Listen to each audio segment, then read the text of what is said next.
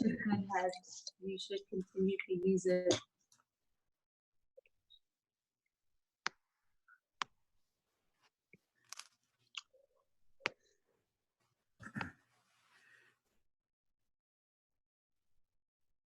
Knows this place. Some people have this place today. Okay, ladies and gentlemen, thank you all for joining us tonight for this fabulous lecture that we are going to hear from Dr. Watson.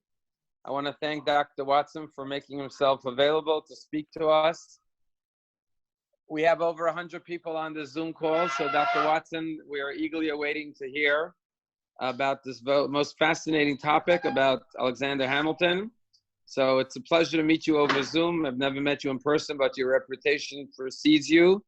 And we, God willing, hope that after this pandemic is over, we'll be able to have you speak at the synagogue in person. So it's my pleasure to introduce Dr. Watson. Thank you, Rabbi Shiner. Can everyone hear me okay? Good? Okay, it's a real pleasure. And I look forward to, once we have this virus in our rearview mirror, coming to the temple, coming to the synagogue and meeting everyone in person, and would be happy to be of service. At the conclusion of this talk, if you want to ask me any questions, there's a chat feature if at the bottom of the screen. If you just press on chat at the end, you can type a question just like it's social media or texting, and I'll read some of those and be happy to answer any questions you may have. So first off, I'm guessing a lot of you have seen the musical Hamilton. Has everybody seen the musical? It's a wonderful show. My late mother and my sister, and actually a cousin and an aunt, were all dancers on Broadway and Rockettes. So I grew up as a little kid taking the train from Philadelphia to New York City to meet with my family, and they took me to just about every show. So I think I've seen virtually every Broadway musical from about the late 60s or early 70s until now, and Hamilton's my absolute favorite. It's a remarkable show. About 4 years ago, when the musical was getting very big, I was frustrated with the criticisms of a lot of historians saying that, oh, it's a Broadway musical and it's rap or hip hop. Even though I was never a fan of rap or hip hop, so be it. And also, they were complaining about the colorblind casting.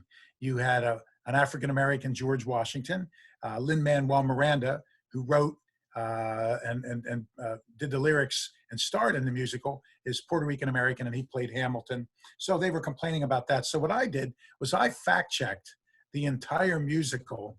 I'm nerdy enough about my history, line by line by line, 2 hours, 50 minutes. And I found that the musical was well over 90% spot on accurate. All the dates checked out, the details checked out. In fact, many of the lyrics in the musical start with an actual line from George Washington, Jefferson, Hamilton, Adams, or other noted figures from history. In fact, the opening line, the famous opening rap of the musical, how does a bastard orphan son of a whore and a Scotsman, talking about Hamilton, that comes from a quote from John Adams. So I wanted to fact check it so that I could argue on behalf of the musical. I also, for the last 2 years, I go around the country where the musical is, and I put together a free curriculum guide for teachers in schools. So I put on workshops for the teachers and do lectures for the students. And the Gilder Lehrman Institute of New York City and Lynn-Manuel Miranda purchased tickets so that children, school kids that are in Title I programs, that is, they're eligible for school lunches, they get to go for free. So they will have a couple of hundred or a couple of thousand tickets, and they'll send all these kids to go see the show. So I meet with the kids before the show, talk to them about Hamilton, have them practice their own revolutionary raps. And in this way, teachers can bring the musical in when they're teaching about the founding era, the Federalist Papers, the Constitutional Convention, the Revolutionary War, and all these other momentous and very important issues. And I'll tell you, I've been shocked. I have had middle school students, high school students, when I'm talking to them on multiple occasions, raise their hand and, get this, ask me questions about the Federalist Papers. I mean, hell must have frozen over, or you know, pigs have wings, flutter flying, because who would ask about the Federalist Papers? But kids do. And I say, well, I'm glad you asked that, because the person who was behind the Federalist Papers, and they all yell out, Alexander Hamilton. And I go, yes. And then someone will raise their hand and say, Hamilton wrote 51 of them. And I'll go, actually, it was 51. And then someone else will yell out, James Madison wrote 29. And I go, actually, it was 29. And then they all yell out, because John Jay got sick after writing only 5 of the Federalist Papers. And he actually got sick after 5. Now imagine this. 8th grade students know about the Federalist Papers and shout out the answer to a lecturer because of this Broadway musical. So whatever artistic liberties Lin-Manuel Miranda took, irrespective of the colorblind casting, count me in. Anything that gets kids excited about history, I'm game. So our story today begins in the year 1598 with something that was very important for religious freedoms. It was called the Edict of Nantes, Nantes, which is out of France. The Edict of Nantes was passed by King Henry IV. And France was, of course, a Catholic kingdom. The Edict of Nantes is probably the world's first main document in providing religious and civil liberties for religious minority groups. Calvinists, French Protestants known as Huguenots, for Jews, and for others. Cardinal de Richelieu was upset about it, and a number of other people were upset about it. But this is a remarkable document guaranteeing religious freedoms. Unfortunately, in the year 1685, King Louis XIV, the Sun King, revoked the Edict of Nantes, and wholesale religious persecution reigned across the French kingdom. You and I would recognize it as pogroms from Europe in the 1930s, prohibiting certain religious minorities from holding public office, from interracial, interreligious marriages, all sorts of things. So brutal oppression. Tens, if not hundreds of thousands of religious minorities, Calvinists, Protestants, Jews, fled the French kingdom after 1685. One of the families that fled France, they were Huguenots, Protestants, so they fled. They had a son named Jean Fawcett. And Jean Fawcett and his family went to the island of Nevis in the West Indies. It's a 6 by 9 mile rock in the West Indies. There they fled for religious freedom. Now, Jean Fawcett, because he was French and the island was run by the English, he anglicizes his name to John Fawcett, from Jean Fawcett. And Nevis was kind of a place of religious refuge in the late 1600s and early 1700s. So its population was mostly religious refugees and minorities from fleeing oppression from around the world. And that's where the Fawcetts went. Now, Jean Fawcett prospers. He makes money. He marries an English woman, which is remarkable for the time, given the relationships between France and England. To give you a sense of the island, her name was Mary Uppington, and they have 7 children together. 7 children together. Now, here's the problem. The island was so wretched, overrun by hurricanes, disease, slavery, piracy. 5 of the 7 children die in infancy, which is unimaginable. Just horrific. Now, the wife, Mary Uppington, who married Jean Fawcett, she does something that women simply didn't do in the early 1700s. She leaves her husband. She leaves him because he's a philanderer. He has multiple mistresses and probably several illegitimate children.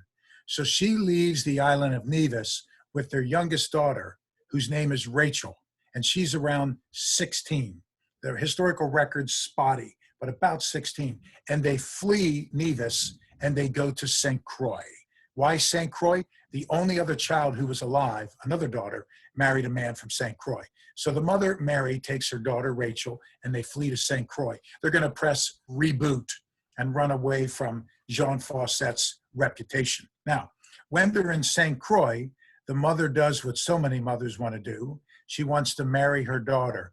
But here's your Palm Beach angle. She wants to marry her daughter into money, okay? So she does 2 things to snatch a wealthy husband. Number one, she uses Rachel's beauty. We have a handful of letters that survive history about Rachel Fawcett. They don't say she was good looking. They say she was Cleopatra.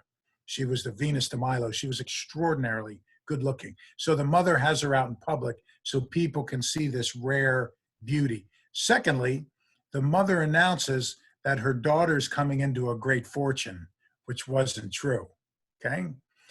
So she's going to trick someone. Around the same time, a Danish-German Jew named Johann Michael Levine. Levine, he was Sephardic, of course, from Levi, as we all know. So a Sephardic Jew, a refugee named Levine, arrives in the island. He announces in St. Croix that he too is ready to get married. Then he also fibs and says he's also coming into a fortune. So Levine tricks Rachel's mother tricks Levine, and the two of them are going to get married. Now, Rachel doesn't want to marry Levine because he's about twice her age, which is also very Palm Beach. Am I right, everyone? I live in Palm Beach County. I'm allowed to make fun of it. So Rachel has to marry Levine. Now, Levine thinks that she's coming into a lot of money, so he buys a large home, buys a plantation, spends lavishly on the wedding. After they're married, they both come to find out what? Neither one has any money.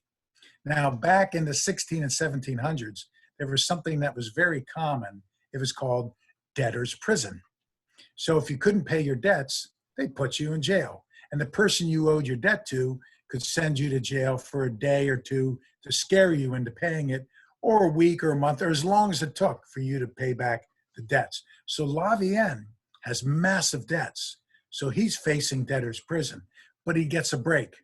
Even though the church and the authorities, which historically were one and the same, even though they're after Levine for being in debt, the person they were most after was Rachel, his wife. She was accused, and since this is the Palm Beach Synagogue, let me be diplomatic, she was accused of being a practitioner of the world's oldest occupation. And I'll let you figure what that is. It's not agriculture, okay? So she's accused of being a prostitute. So the deal they give to Levine is if he testifies against his wife, he will avoid debtor's prison. So he testifies and says that his wife had gone a whoring with every man on the island except him, is what he says. So they let Levine go free. Rachel goes to prison. They had a newborn baby. Levine took the baby and he runs. Rachel goes to prison. Now, we're not sure how old she is, about 17. Okay, so she's about 17. Now, if anybody's been to St. Croix, the main city in St. Croix is Christiansted, right? And there's a lovely colonial fort there. Now, the prison that Rachel went to was a dungeon in the basement of the fort. I imagine some Johnny Depp Pirates of the Caribbean kind of thing, right? Or some place that Errol Flynn or Douglas Fairbanks would escape from, right? And by the way, my students have no idea who Errol Flynn or Douglas Fairbanks were. So Rachel goes to this prison. Now, my guess is this. She was probably the only woman in the prison. We don't know, but that's my guess. Secondly, this prison sentence would have been akin to a death penalty. Imagine the putrid water, the attacks from other prisoners, the lack of hygiene, no access to health care. For a beautiful teenage girl to go into this, this was probably all she wrote. Now, Rachel gets a break. When she's sent to prison, it turns out that the captain of that fort in Christiansted, his name is Captain Bertram Denully. It turns out he's a bachelor. He gets one look at Rachel and what? Falls head over heels in lust. So what he does is let me be correct here and say he visits Rachel in her prison cell. Now, Rachel comes into money around this time. How on earth would a teenage girl in prison in a dungeon get money?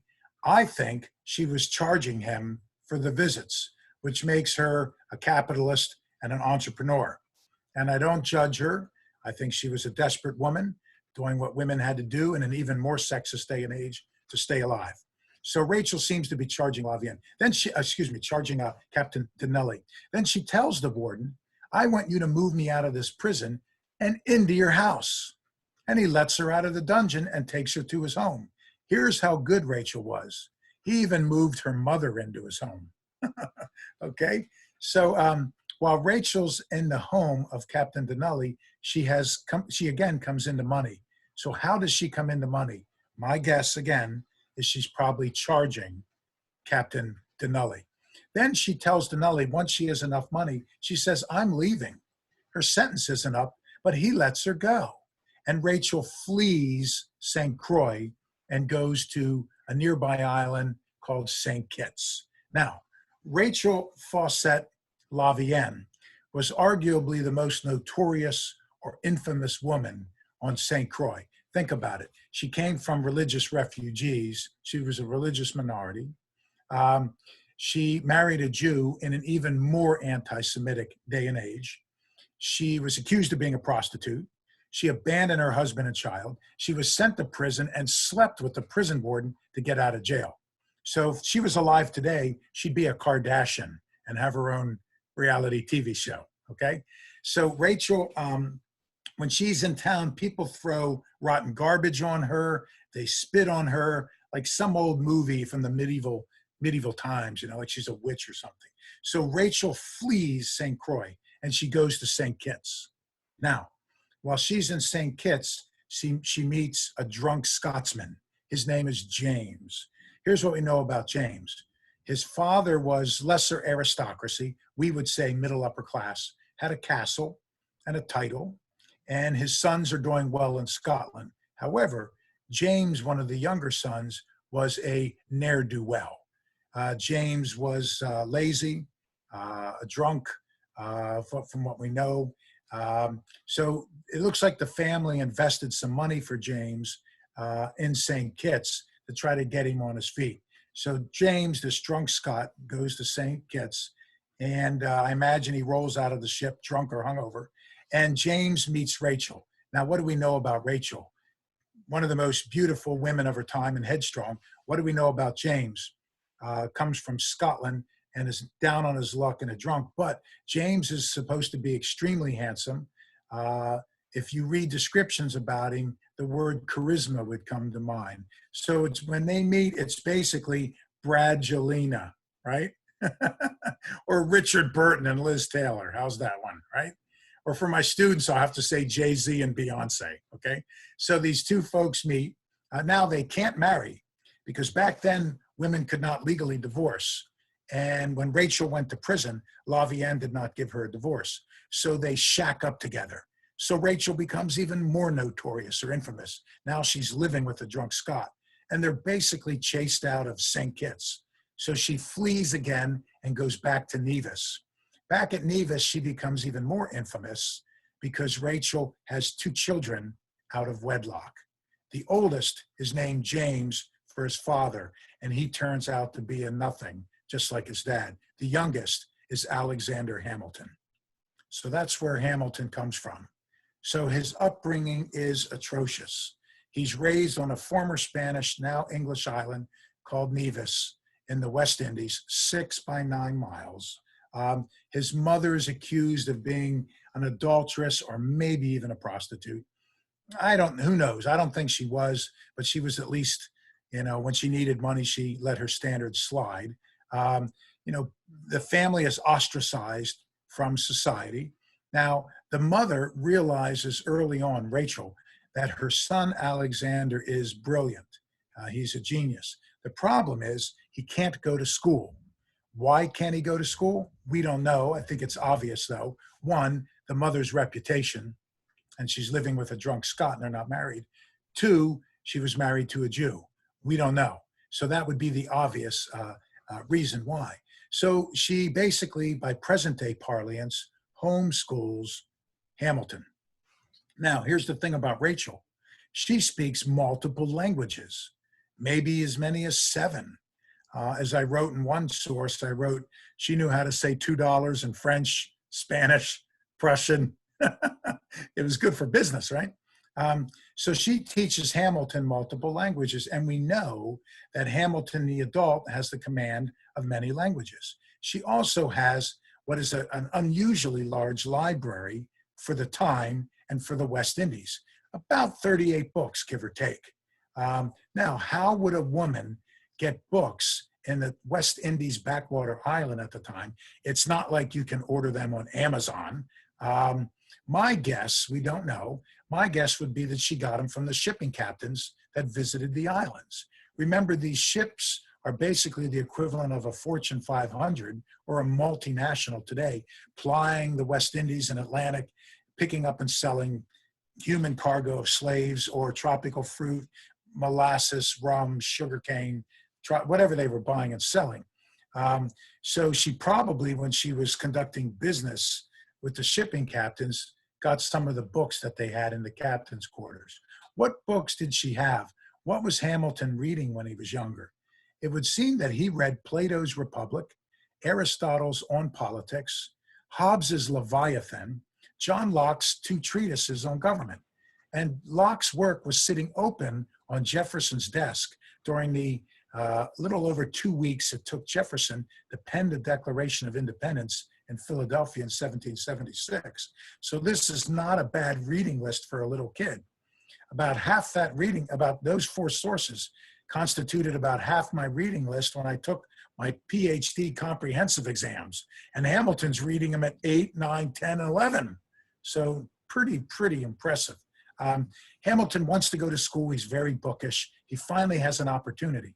It turns out that the island of Nevis has a large Jewish population, mostly Sephardic, mostly shippers and traders, refugees. And if you go there today, you can still find an old Jewish cemetery that dates from about the time that Hamilton was there.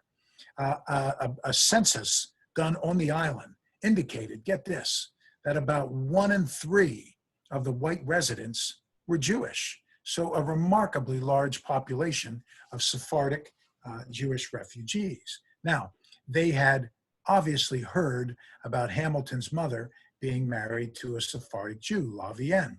They were obviously familiar with the rough situation that Hamilton, his brother and mother were in, and they allow Hamilton to go to the Hebrew school in the island's synagogue.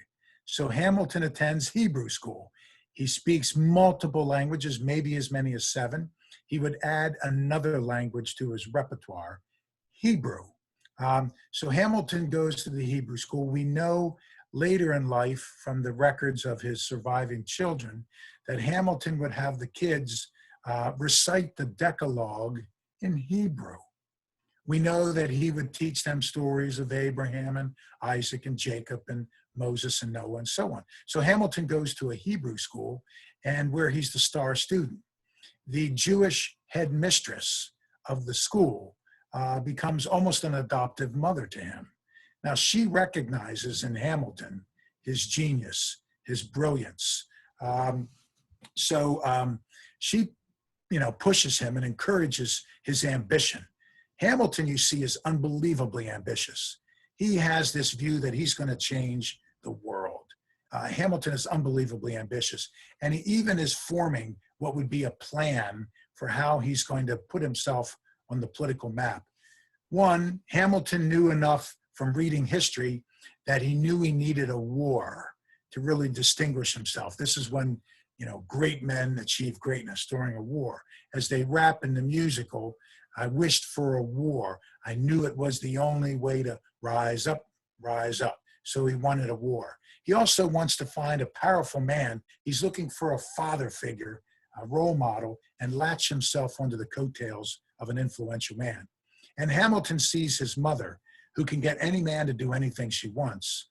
And Hamilton, instead of the old notion of a self-made man, I think a lot of these guys were wife-made men. Hamilton's going to marry into money.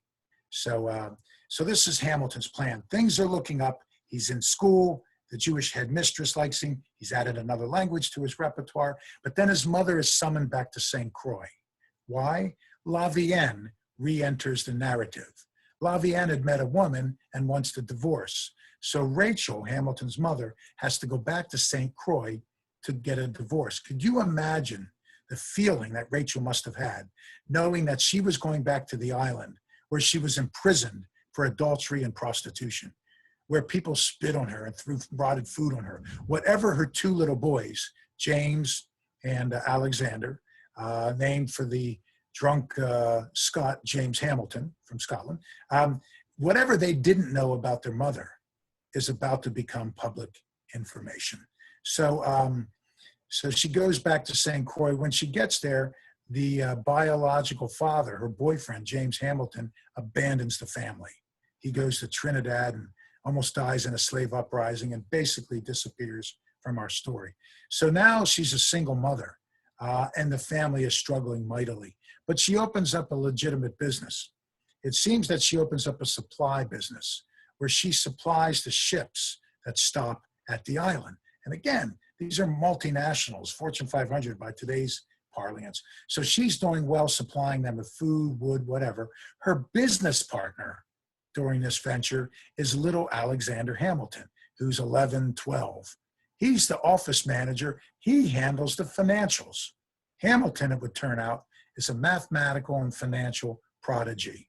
So he and his mother are doing well. They have a roof over their head. They're making money. They have a legitimate business. Things are finally looking up for little Alexander Hamilton. But then a yellow fever epidemic strikes the island. It kills an estimated 50%, half of the island's population.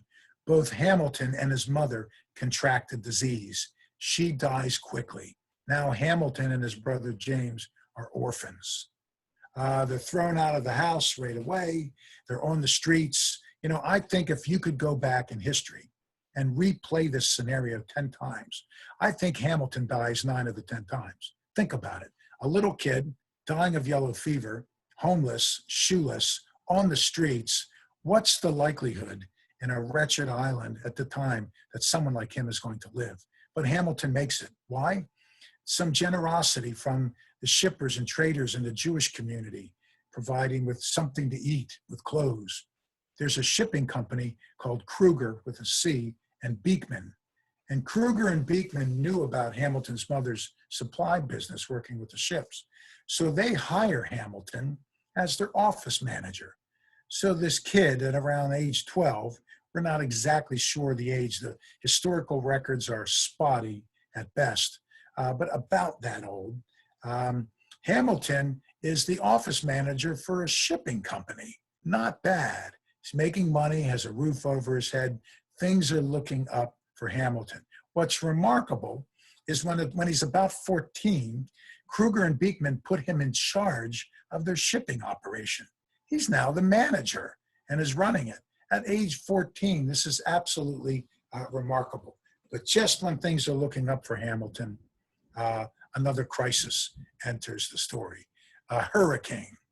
A hurricane hits the island and wipes it out, destroys many of the standing structures, including Kruger and Beekman's office. So now they're back to where they began.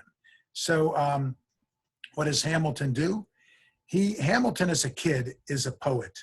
He's writing poetry that's published in the newspapers on the islands. It turns out that as a kid, he was also reading Alexander Pope's poetry and collections of Shakespearean plays.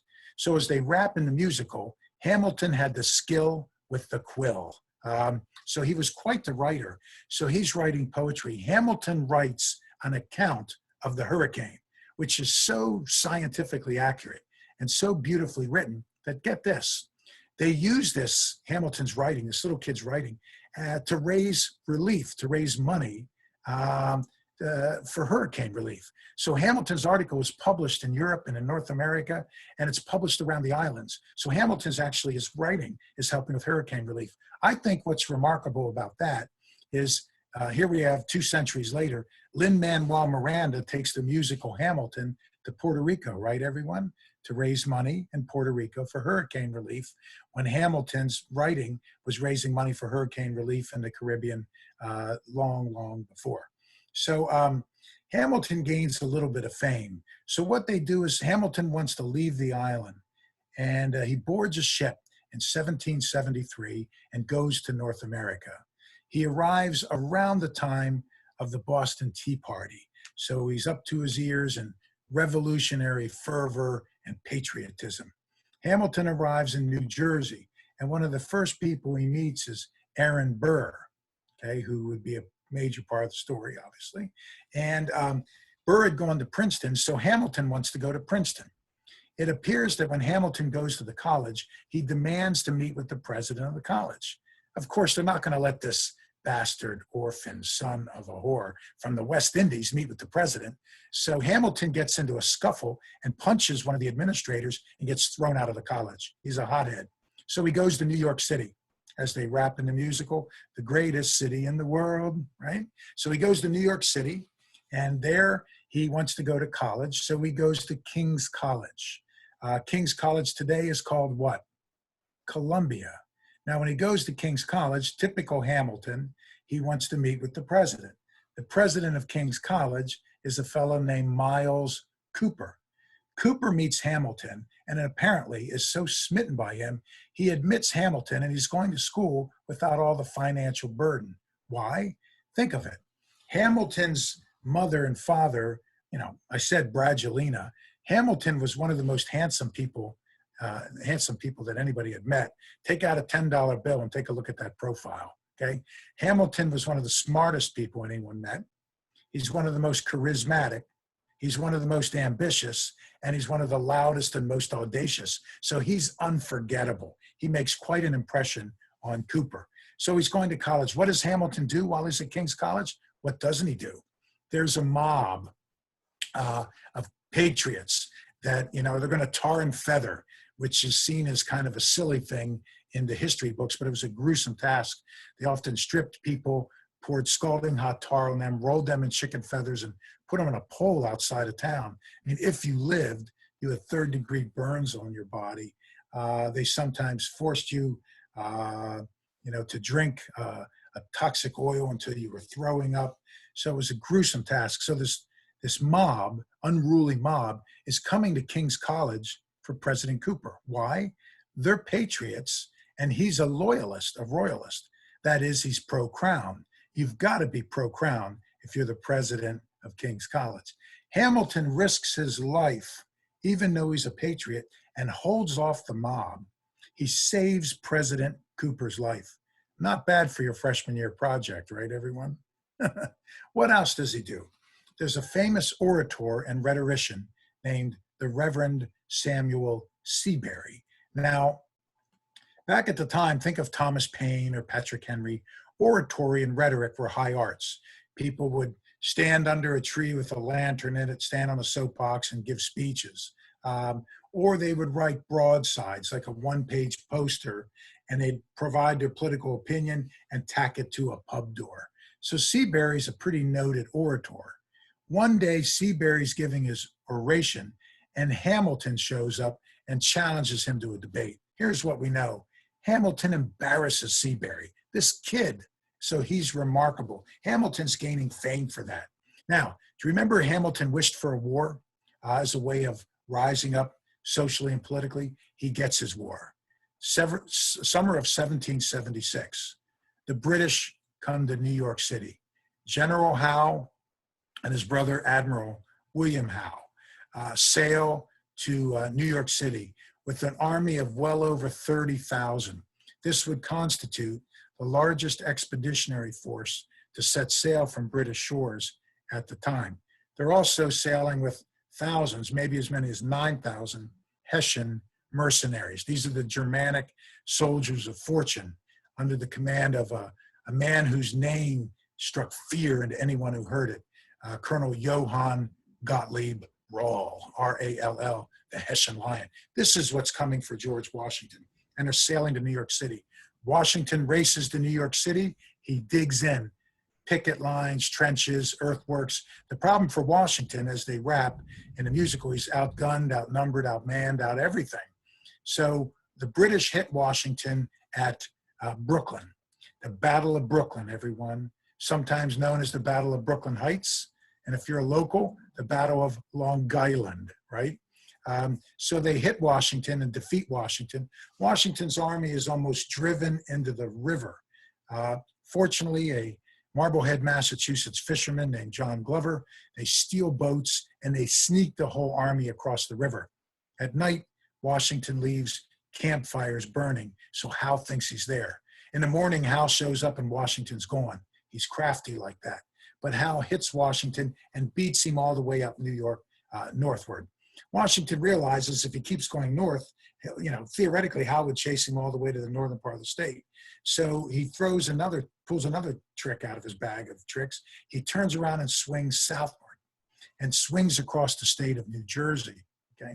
Thank goodness Governor Christie wasn't in office, or the George Washington Bridge wouldn't have been open, right? So he races the whole way across New Jersey, crosses the Delaware River, which separates Pennsylvania and New Jersey. It's almost Christmas time. Washington's army is down to around 2,400, maybe half of which cannot fight, sick, wounded. The revolution's ready to end. And he's chased across New Jersey by the Hessians, who are killing men in gruesome medieval ways and sticking bodies to trees with bayonets in them. One of the few bright spots in New York City was this kid, Alexander Hamilton. Hamilton and some friends rush out, and they go down to the southern point of Manhattan, the Battery, right? And this is where an armada of British warships is coming. Hamilton, they fight, kill the British, they steal cannons, and they're firing at the British. A couple of boys and a couple of cannons against a flotilla of warships. This is suicidal bravery. When it's obvious they're going to be overrun, they run, but they forget apparently some of the powder or musket balls behind. Hamilton goes back and gets it, volunteers for a suicide mission. And he's not hit, he lives, and he and the boys race away. Now they follow this gruesome, this macabre scene of bodies across New Jersey, and they find Washington on the Pennsylvania side of the Delaware. They join him on Christmas night, 76, as he crosses the Delaware and strikes at the Hessian Lion raw at Trenton. And Hamilton emerges as one of the heroes from that battle. This kid again. A few days later, fresh off the victory, they attack the British at Princeton. And Hamilton again volunteers for a suicide mission and again lives. So what happens is Washington's generals, Henry Knox as artillery general, Nathaniel Greene, they're approaching Washington saying, this kid, we want to make him an officer and make him an aide, which is highly unusual for an illegitimate kid from the West Indies. Washington says no. He makes Hamilton his aide-de-camp. Remember, Hamilton wanted a war? He's got that, right? And he wanted to latch himself on the coattails of a great man and rise up. George Washington. You can put a check mark in that box, Washington. So Hamilton becomes Washington's chief aide-de-camp, would rise to the rank of colonel. What does Hamilton do as Washington's aide? Writes Washington's speeches. Remember, he has the skill with the quill. He handles Washington's correspondence. He's a liaison for the Continental Congress. Hamilton works with the quartermaster to keep the army fed, clothed. Hamilton handles the translation. Remember, the French, the Spanish, the Dutch would all help finance and support the war in various capacities. Washington doesn't, parlez-vous and habla español. Who handles the Dutch, the Spanish, the French? Hamilton. Prussian generals like Baron von Steuben and others train the army. They don't speak English, and Washington doesn't speak Prussian. Hamilton. Hamilton takes care of the translation. Hamilton, Hamilton, Hamilton, Hamilton. Remarkable for this kid. Let me pause right there, and then I want to say something, then I'll come back for a concluding remark. So I have the pleasure of knowing Ron Chernow, who's the Pulitzer Prize winning author, whose book is the basis for this great musical. So I asked Chernow, how on earth did this story come to be? And Chernow said Lin-Manuel Miranda contacted him one time, and apparently Miranda and his wife went on vacation to Mexico. He took Chernow's book, and he says to Chernow, your book changed my life. I want to make a Broadway musical about this book. If only he had taken one of my books. So he says to Chernow, your book changed my life. I want to make a musical. So he wants to meet with Chernow, who lives in Brooklyn. So the two meet, and Lin-Manuel Miranda announces he's going to do a hip-hop, rap, Broadway musical about Alexander Hamilton with colorblind casting. I asked Chernow what he thought, and he said to me that he said, quote unquote, that's the dumbest damn thing I ever heard in my life. But then Lin-Manuel Miranda does for Chernow the iconic, about what, 15-minute or whatever, opening rap in the musical. And Chernow said it was brilliant. Chernow said, yes, I'll option my book. I'll be your consultant. So he's involved in every step of the process, which is one of the reasons why this thing is so accurate, not to take anything away from Miranda. So then Chernow options the book and he takes a percentage, which means what? He's probably not living in Brooklyn anymore. He's probably in Palm Beach.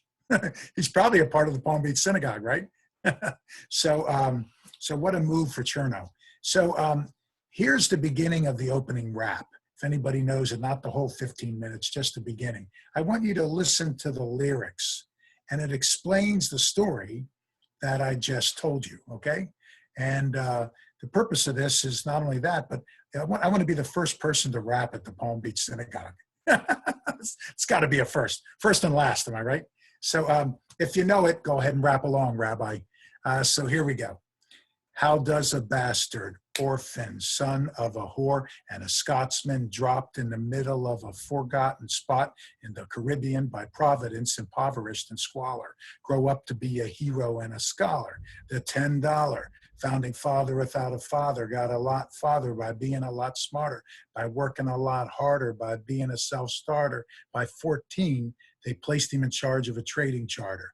And every day while slaves were being slaughtered and carted away across the waves, he struggled and kept his guard up. Inside, he was longing for something to be a part of. The brother was willing to beg, steal, borrow, or barter.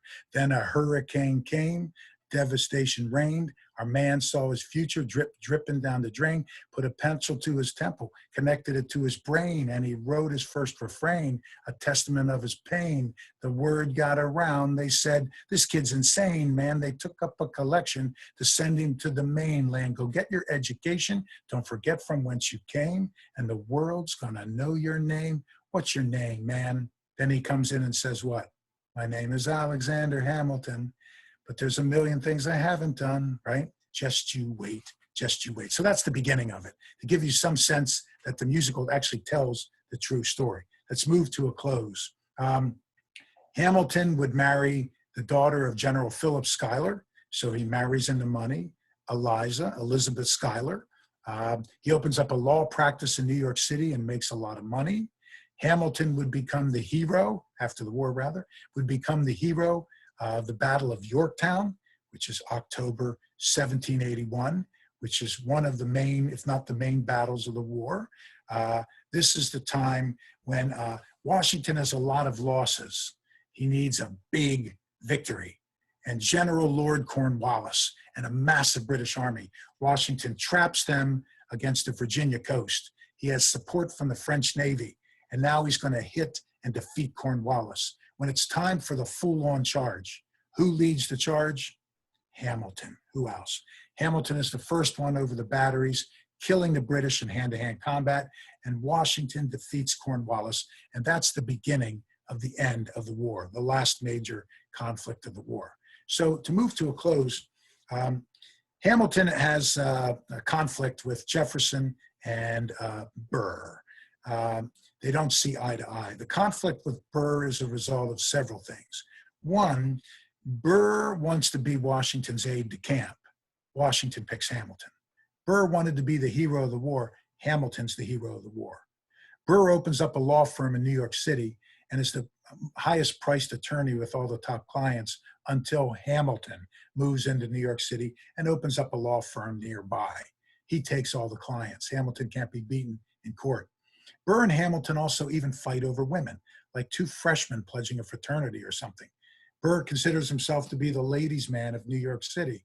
All the ladies want him, he boasts, until Alexander Clooney moves in and the women like Hamilton, and that angers Burr.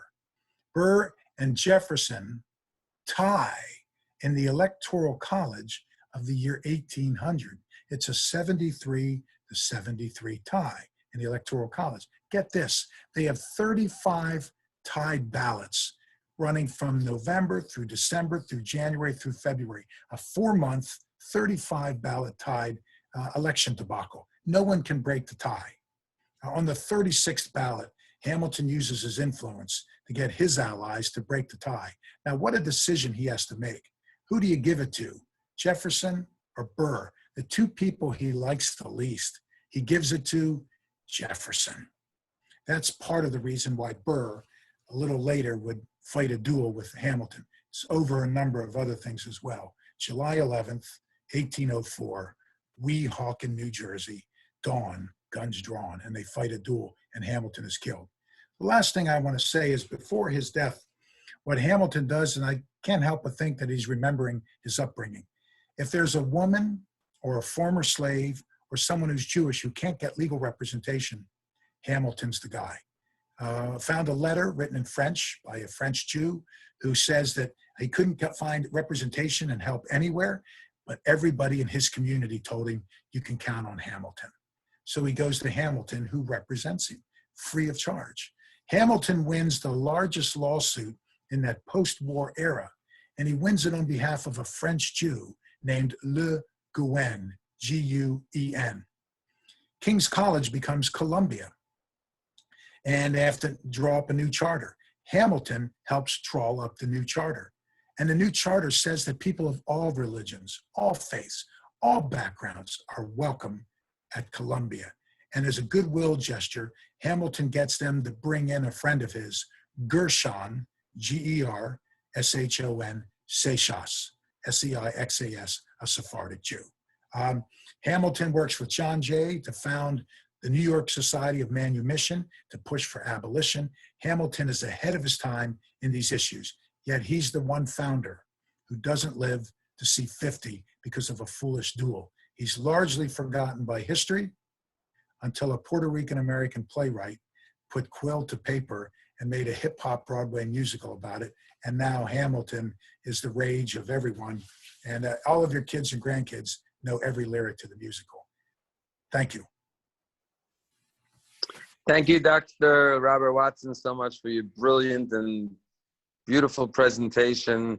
Now we know why you're such a famous and acclaimed professor and beloved. You're being far too kind, Rabbi Shiner, but I'll definitely come to the synagogue with that. I'm eagerly looking forward to meeting you after hearing so much about you, and thank you for that amazing, beautiful presentation that really taught us so much. Can we open it up to some questions on the chat room? Sure, I'm happy to take any questions. There's so much more to talk about, but for the sake of time, let me look and see what we have here. I see Nina, Leslie, Gail, Judy. Judy saw me in Ottawa a few years ago. Oh, good. I was in a couple of places in Ottawa, including I believe there was a Jewish book festival there. Yeah, and I really, really liked Ottawa. I liked the political buildings and some of the memorials and a lot of good poutine. Thrilled for the Zoom session. Thank you for the story time. Thank you. Happy to do that. Okay, why didn't Hamilton and Jefferson get along? Fred asks. Good question. They really didn't get along. Fred, they were polar opposites.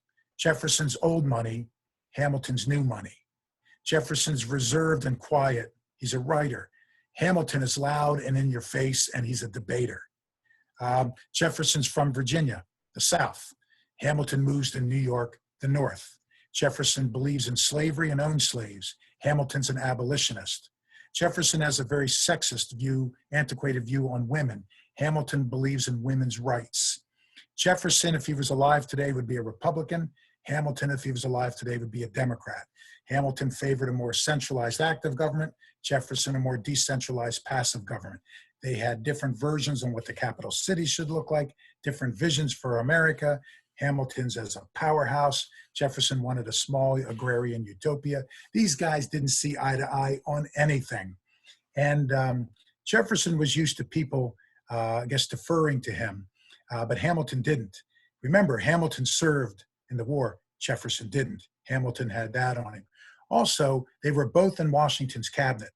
Jefferson as Secretary of State, Hamilton as Secretary of Treasury, which is brilliant by Washington to put the best of the best minds in his cabinet and people on opposite political perspectives, because you need all points of view. Jefferson, however, becomes frustrated because whenever he and Hamilton would clash, who did Washington back? Hamilton. remember, Hamilton becomes almost like George Washington's son.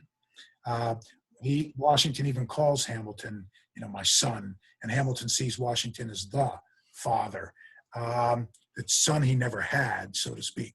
So those are some of the reasons why the two clashed, and they always, always clashed. Was the Grange really Hamilton's house? Yes, you can go to New York City, and Addie asked that question, Gulati. Yes, if you go to New York City, he lived for a while in Harlem, then he lived uptown. If you go today, there's a restored, renovated, his home is there. And you can, just a couple bucks, the Park Service runs it. You can go in and see the Grange. It's a nice home, by no stretch of mansion, but clearly a nice home. He made some money as an attorney. His wife came from money, but nothing like Jefferson or some of the founders. So yeah, the Grange. Good. Robert Meyer asks, what details do we know about how the Jews and others in Mavis raised money to send Hamilton to New York? Good. Here's the problem, Robert. Virtually everything we know about Hamilton's upbringing, I pretty much just said. Ron Chernow, in his marvelous, thick book, devotes just a couple pages to this. Most of the records, documents from this time are gone. So we have, we know about his mother, we know about her in prison, we know he moved from one island to another, we know Hamilton worked for Kruger and Beekman, but it's like a puzzle, Robert. We have this piece, and this piece, but we're missing this one, this one, this one, this one. So it's sort of like looking at Swiss cheese. There's holes in the historical record. So we don't know a lot about it.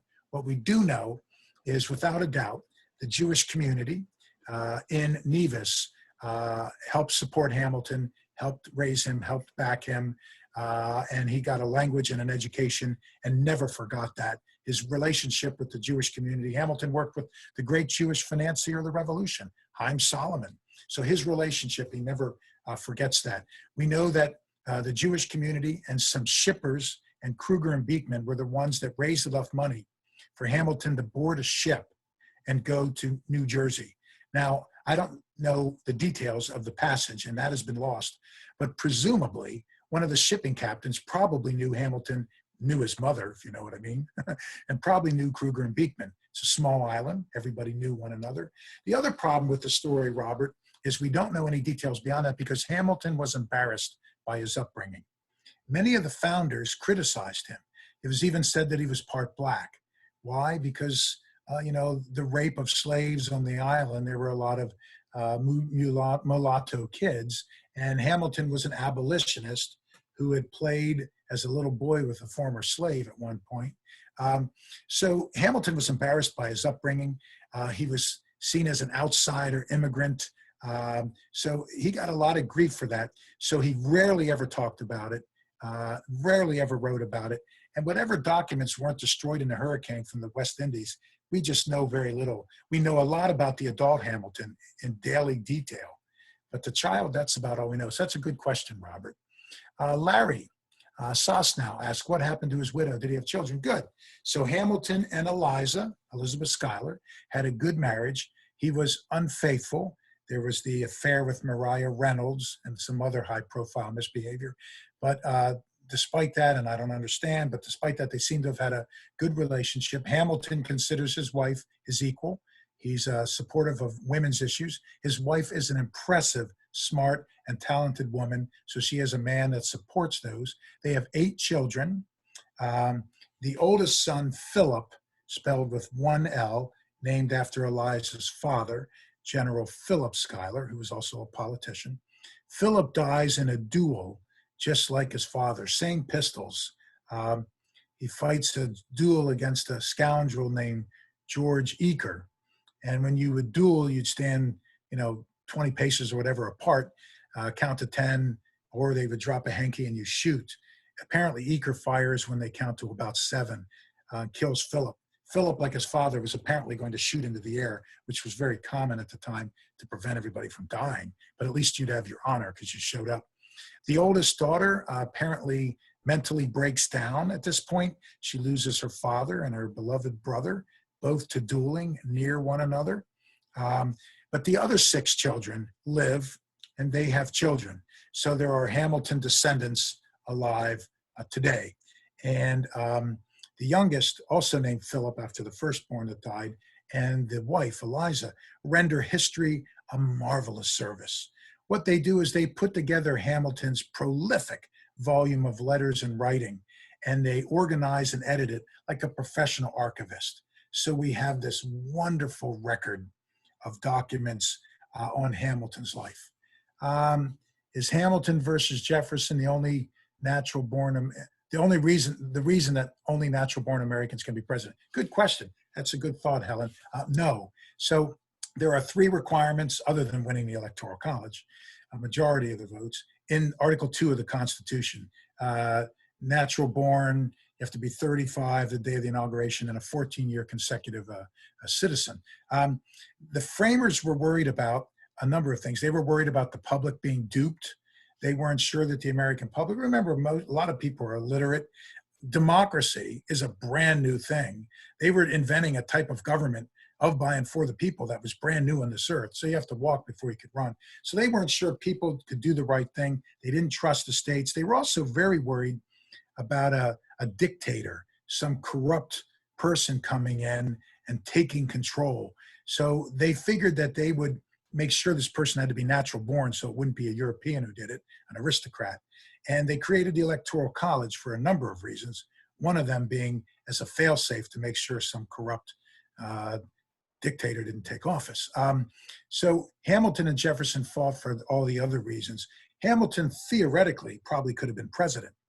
Remember, Washington, Adams, Jefferson, Madison, none of them were natural born. They were British citizens. They were born in British soil. So they were grandfathered in, I guess you could say. And we've never had a full definition of what natural born means. And the courts certainly don't want to touch this thing. Remember, Ted Cruz was born in Canada and ran for president. Mitt Romney's father was from Mexico when the Mormon family fled Michigan, yet he ran for president. Barry Goldwater was from Arizona, but Arizona was a territory when Goldwater was born, so he wasn't natural born. And John McCain was born in a military base in Panama. His father and grandfather were admirals, so none of them were natural born. So Hamilton probably could have run for president. Would he? No. One, Hamilton was too unpopular. Remember, he was Washington's guy, so nobody could touch Hamilton because standing behind him was the man, the myth, George himself.